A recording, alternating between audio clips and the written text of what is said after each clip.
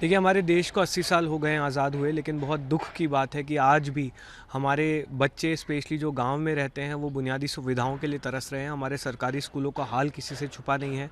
पिछले कुछ सालों में 95,000 स्कूल इस देश में बंद हुए हैं। राजस्थान में 10,000 स्कूल बंद कराने की कोशिश की गई, उत्तर प्रदेश में 30,000 स्कूल बंद कराए गए हैं।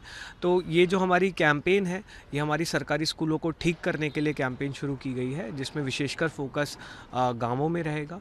गाँव में आज भी हमारे देश की 70% जनता रहती है, सभी लोग सरकारी स्कूलों पर निर्भर हैं। तो हम उन बच्चों के लिए लड़ रहे हैं।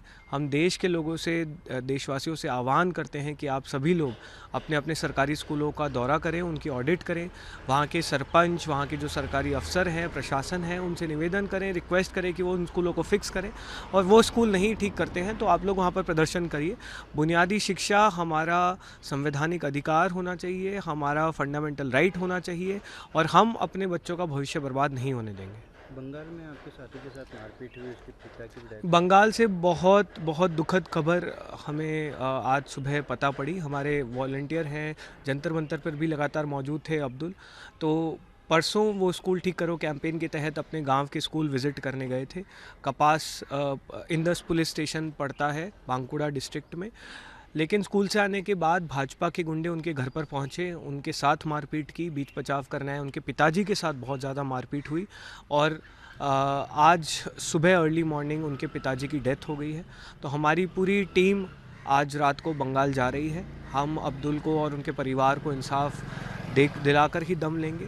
बहुत शर्म की बात है कि भाजपा, जो अपने आप को एक राष्ट्रवादी पार्टी कहती है, वो शिक्षा जैसे मुद्दे पर देश भर में गुंडागर्दी कर रही है, मारपीट कर रही है।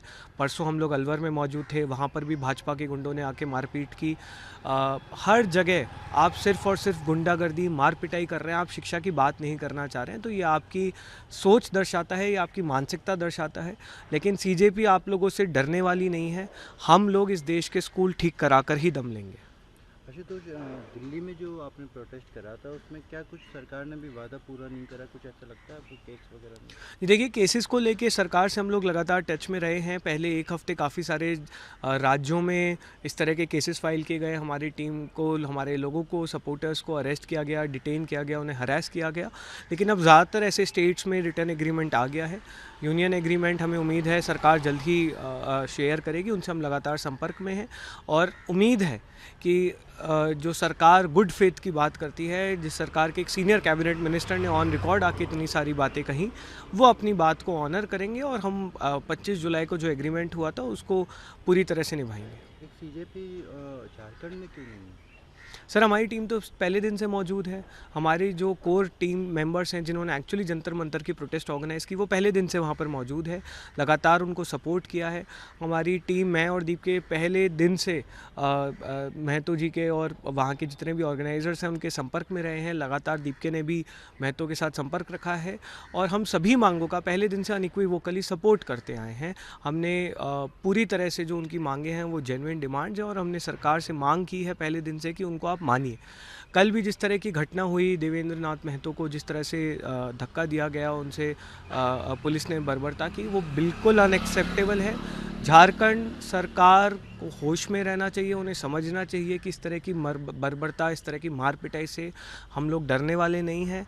आप तुरंत सरकार से रिक्वेस्ट करते हैं, डिमांड करते हैं कि आप तुरंत जो बच्चों की सभी मांगे हैं उनको मानें। एक नेहा के साथ भी वहाँ बदतमीजी हुई थोड़ी बहुत। देखिए, वो तो मैं जैसा कह रहा हूँ कि भाजपा के गुंडे हर जगह सिर्फ़ और सिर्फ बदतमीज़ी कर रहे हैं, मार पिटाई कर रहे हैं, गुंडागर्दी कर रहे हैं। बहुत शर्म की बात है कि एक राष्ट्रवादी पार्टी शिक्षा के नाम पर इस तरह की मार पिटाई करती है, कभी भी किसी भी प्रकार के डिबेट में इंगेज नहीं करती। 2 महीने हो गए हैं, लगभग हमें 2 महीने से ज़्यादा का समय हो गया है, लेकिन आज तक एक बीजेपी के कार्यकर्ता ने, लीडर ने, पॉलिटिशियन ने, एमपी ने एजुकेशन के मुद्दे पर बात नहीं की। उन्होंने सिर्फ यही चीज़ें बोली कि ये लोग एंटी नेशनल हैं, पाकिस्तानी हैं, वायरस है, दहशतगर्द है। आज तक आपने हमसे एजुकेशन के मुद्दे पर डिबेट नहीं की और अब जब हम स्कूल ठीक कर रहे हैं तो आप और सरेआम गुंडागर्दी कर रहे हैं। अलवर में तो इन्होंने हिस्ट्री शीटर को भेज दिया मार पिटाई करने के लिए बच्चों के सामने। तो ये इनकी मानसिकता दर्शाता है और देश देख रहा है। मतलब आप समझिए, देश आपकी असलियत देख रहा है। आप खुद बेनकाब हो रहे हैं इस देश के जनता के सामने, और आप करते रहिए। हम तो डरने वाले हैं नहीं, लेकिन आपका पूरा स्वागत है। आप इसी तरह की गुंडागर्दी करिए और अपनी सच्चाई खुद ही देश के लोगों को बताइए। हाल के लिए उससे पहली बार राष्ट्रीय गान का मतलब राष्ट्रीय गीत का गायन हुआ। जी, नहीं बिल्कुल, नेशनल सॉन्ग वंदे भारत हमारा जो है हमारे लिए उसके क्या मायने हैं सबको पता है। बहुत बहुत ज़्यादा जज्बात पैदा होते हैं कि जब हम वंदे मातरम सुनते हैं, हमारा जनगण मन सुनते हैं, तो ये अच्छी पहल है, स्वागत करना चाहिए। और देश में सभी लोगों को हमारा नेशनल सॉन्ग, नेशनल एंथम गाना लेकिन चाहिए। इसका अपमान करते हुए नजर आए सोनिया गांधी और खड़गे साहब, रुकवाते हुए नजर आए।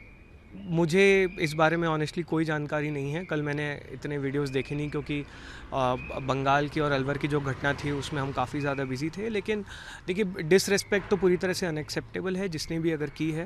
अपमान बिल्कुल नहीं होना चाहिए। आप हमारे नेशनल सॉन्ग, नेशनल एंथम का पूरी तरह से सम्मान करें, और डिसरिस्पेक्ट बिल्कुल अनएक्सेप्टेबल है। पूरा ना गाया जा सके, मतलब पूरा गायन रोका जाए, इसको लेकर भी प्रावधान लाने की बात कर रही है अगर सत्ता में आती कांग्रेस, तो ये उनका कहना है। देखिए, इसका जवाब तो मेरे को लगता है कांग्रेस बेहतर दे सकती है। मुझे लगता है कि आपने नेशनल सॉन्ग डिक्लेयर किया है, नेशनल एंथम हमारा है, अच्छी बात है। आप पूरी तरह से देश में जो है इसका प्रचार करिए, इसके बारे में बात करिए, लोगों में जागरूकता लाइए। लेकिन जो हमारे बुनियादी मुद्दे हैं, आप उन पर भी ध्यान दीजिए। बहुत खुशी होती है अगर कल नरेंद्र मोदी जी हमारे सरकारी स्कूलों के बारे में बात करते हैं। बहुत खुशी होती है अगर वो एक प्लान बताते कि वो किस तरह से देश के सरकारी स्कूल फिक्स करेंगे, लेकिन वो नहीं उन्होंने किया। तो आप देशभक्ति, सच्ची देशभक्ति, हमारे देश के स्कूल ठीक करना है, हमारे देश के अस्पताल ठीक करना है, हमारे बच्चों का भविष्य बनाना है। फ्री कोचिंग के लिए भी उन्होंने कहा, ये अनाउंसमेंट की। आप हमारे सरकारी स्कूल फिक्स करिए। कोचिंग की ज़रूरत ही क्यों पड़नी चाहिए? कोचिंग की ज़रूरत तो तब पड़ती है जब स्कूल अपना काम ठीक से नहीं कर पाते हैं। तो आप सरकारी स्कूलों पे ध्यान दीजिए। आप ये बताइए कि आप उन स्कूलों को फिक्स कैसे करेंगे।